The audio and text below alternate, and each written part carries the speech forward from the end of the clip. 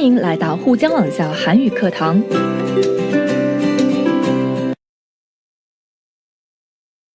여러분 안녕하세요. 아라예요.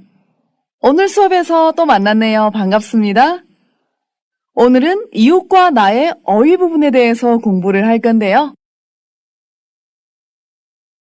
지난 대화 수업에서 어떤 이야기를 나눴었는지 다 기억하시나요? 네, 바로 봉사활동에 관해서 이야기를 했죠? 여러분은 어떤 봉사활동에 관심을 갖고 계신가요? 또 현재 어떤 봉사활동에 참여를 하고 계신가요? 자, 그럼 오늘의 수업 시간에는 봉사활동의 구체적인 유형에 관해서 배워보겠습니다. 다 준비되셨나요? 그럼 시작하겠습니다. 자, 오늘의 배워야 할 어휘부터 살펴볼 건데요. 여러분은 어휘를 보실 때 대체적인 주제를 꼭 아셔야 돼요. 왜냐하면 이 주제에 관한 어휘이기 때문이죠. 자, 그럼 오늘의 어휘에는 어떤 것들이 있는지 같이 살펴보겠습니다. 먼저 선생님이 한번 읽어드릴게요.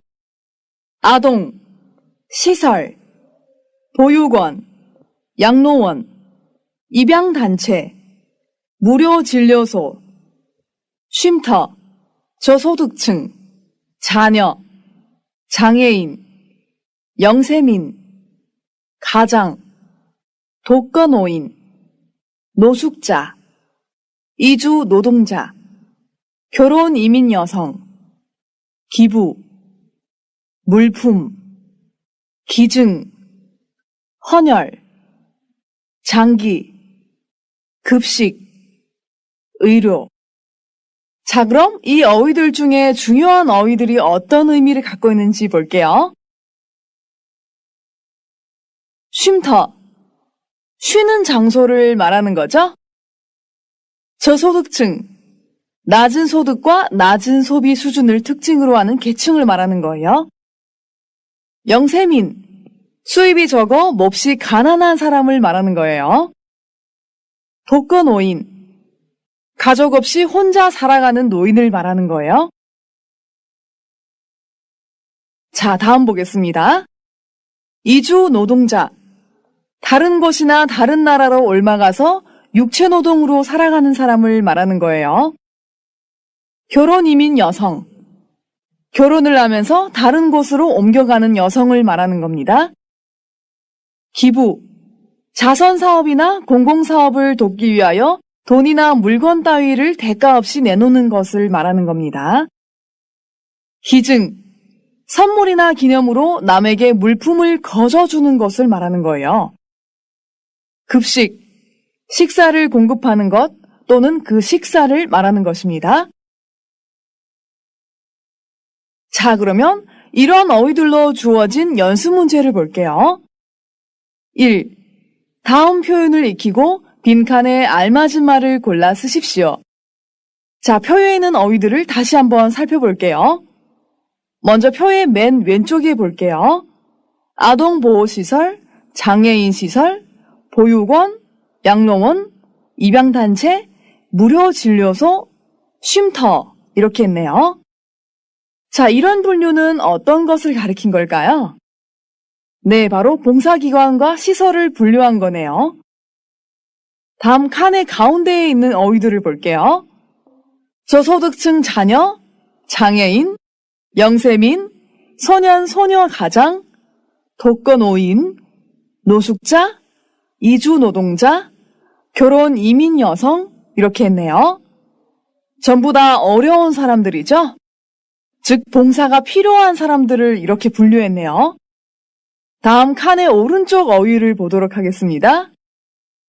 기부, 물품 기증, 헌혈 장기 기증, 무료 급식, 교육 봉사, 의료 봉사, 노력 봉사 이렇게 했네요.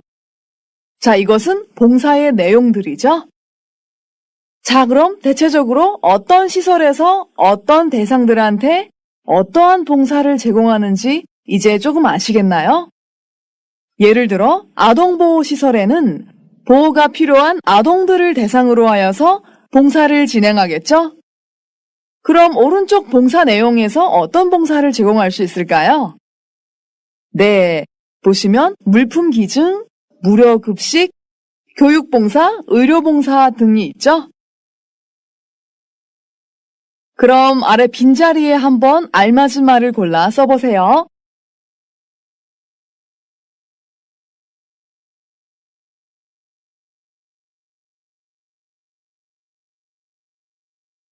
다 쓰셨나요? 같이 보도록 하겠습니다. 자, 먼저 첫 번째 빈자리 볼게요. 각 지역 동사무소에서는 형편이 어려운 뭘까요? 네, 형편이 어렵다고 했기 때문에 뭘까요? 바로 저소득층 혹은 영세민 자녀를 위한 무료 공부방을 운영하고 있다. 자, 여기에서 형편이 어렵다.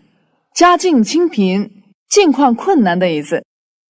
那这句话的中文意思是说，各地区街道事务处正在运营针对家庭贫困的低收入阶层子女或平民子女的免费学习室。 자, 다음 두 번째 보겠습니다.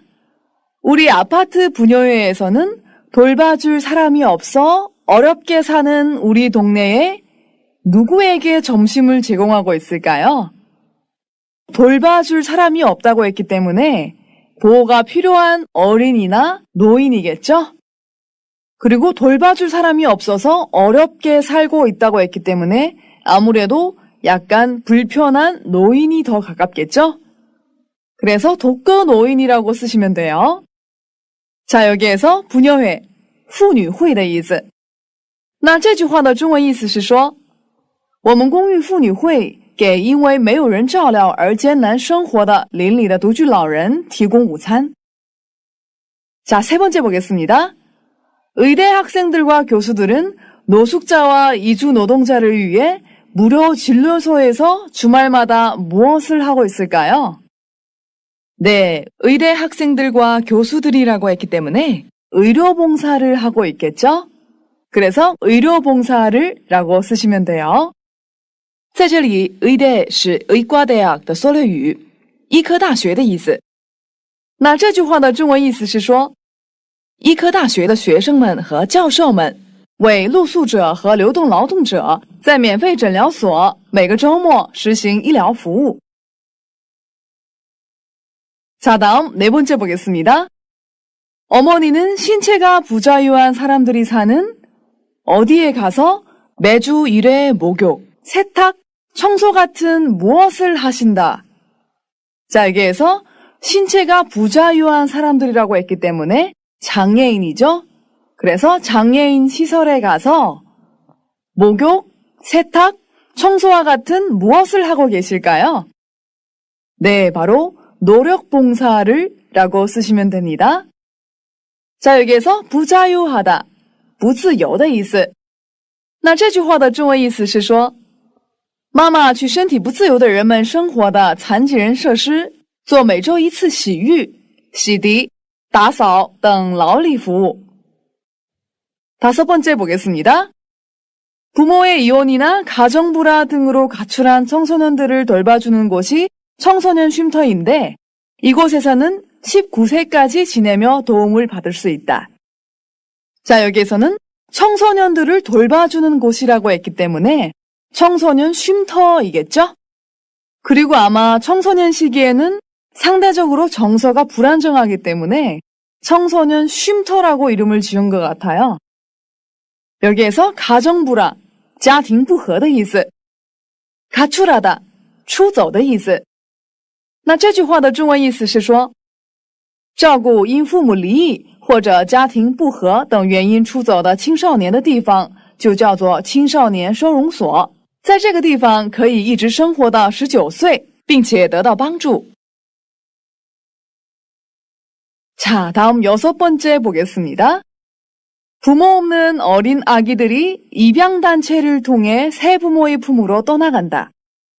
자, 여기에서 보시면 부모가 없는 어린 아기들이 새 부모의 품으로 간다고 했죠? 자, 이런 과정은 어떤 단체를 거칠까요? 바로 입양단체죠?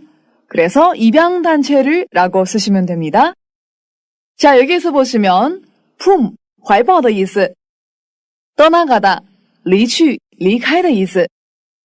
那这句话的中文意思是说，没有父母的小孩子通过领养团体离开至新的父母怀抱里。 자, 다음 7번째 보겠습니다. 무엇을 주기적으로 하면 몸속에 새로운 신선한 피가 다시 생성되기 때문에 건강에 더 좋다고 한다. 여기에서 새로운 신선한 피라고 했기 때문에 당연히 헌혈이겠죠? 헌혈을 하면 몸속에 새로운 피가 생성되겠죠? 그래서 헌혈을 라고 쓰시면 돼요. 여러분들은 헌혈을 해보셨나요? 저는 부끄럽지만 단 한 번도 헌혈을 해본 적이 없어요. 다음에는 헌혈하는 단체를 보면 꼭 가서 해보고 싶어요. 자, 여기에서 보시면 주기적, 周期的,周期性的的意思. 자, 그럼 7번 구절은 무슨 뜻일까요? 这句话的中文意思是说，人们说因为周期性的献血，体内就会生成新的新鲜血液，所以更有利于健康。 자, 어때요? 여러분들도 이렇게 다 쓰셨나요? 이런 연습 문제를 완성하실 때는 어휘들 사이에 어떤 관계가 있는지 잘 구분하시면 정말 쉬운 것 같죠? 자, 그럼 1번 어휘 문제를 마치고 같이 2번 어휘 문제를 보겠습니다. 여러분 나라에서는 이웃을 위해 어떤 봉사활동을 많이 하는지 위 어휘를 사용해 이야기해 봅시다. 자, 세계적으로 봉사활동은 다 비슷하죠? 그리고 요즘에는 아프리카 같은 데로 봉사활동을 많이 가잖아요. 그래서 선행은 국경이 없는 것 같아요. 하지만 우리나라에서는 어떻게 봉사활동을 하는지, 어떻게 선행이 이루어지는지 이야기를 해야겠죠? 자, 여러분들 잘 생각해 보세요. 우리나라에서는 어떤 식으로 선행을 하나요? 또 어떤 부류의 봉사활동이 많은가요? 여러분들도 다 아시겠지만 몇 년 전에 중국에 아주 큰 자연재해가 일어났죠? 바로 사천 대지진인데요. 저는 거기에 대해서 한번 써봤어요. 우리나라에서는 자연재해가 발생하였을 때 피해자들을 위해 헌금을 합니다. 가장 놀랐던 건 몇 해 전에 일어났던 사천 대지진이었습니다. 어마어마한 피해자들이 속출하였고 지진은 아주 긴 시간 동안 계속 진행이 되었습니다. 그 당시 상황은 아주 위험하였지만 많은 의대생들과 자원봉사자들이 선뜻 나섰습니다. 각 지역의 의사선생님들은 지원자로 나서서 현장에서 상자들을 치료해 주었고 나라의 여러 재단에서는 후원금을 모으기 시작했습니다. 그 뒤로 자연재해가 일어나면 우리나라 국민들은 한치의 망설임도 없이 단결해서 함께 문제를 해결해 나갔습니다.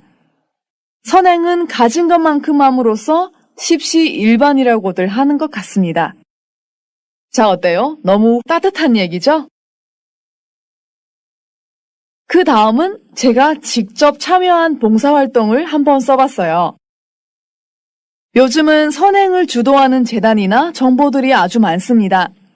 이런 재단은 후원금을 모아 불우 이웃 돕기에 앞장섭니다. 예를 들면 안 입는 옷과 안 쓰는 물건을 받는 단체도 있고 정기적으로 회비를 걷어들여 기부금으로 사용하는 그룹이나 모임도 많습니다. 저도 몇 달 전에 천사 모임이라는 그룹에 가입하여 달마다 회비를 납부하고 있습니다. 그리고 실제로 지난달에 이 회비로 갑자기 뇌출혈이 와 쓰러진 젊은이를 살려냈습니다. 더불어 사는 세상에서 나의 작은 힘이 도움이 되었다니 정말 뿌듯했습니다. 선행은 말 그대로 도움을 받아서 기분이 좋고 도울 수 있어서 즐거운 것 같습니다. 저는 수입이 있든 없든 선행을 계속할 생각입니다. 자, 어때요? 여러분들도 이렇게 쓰실 수 있겠죠? 오늘의 어휘 수업에서는 봉사활동의 여러 유형에 관해서 공부를 해봤어요. 여러분들은 이런 봉사활동의 유형을 통해서 어떤 봉사활동을 하고 싶은지 또 본인이 직접 참여한 봉사활동이 이 어휘들 가운데 있다면 오늘에 배운 어휘들을 통해서 더 구체적으로 표현을 할 수 있겠죠? 자, 이 부분에 대해서는 수업이 끝난 뒤에도 꼭 친구들과 이야기를 나눠보세요. 我们来做个小练习吧。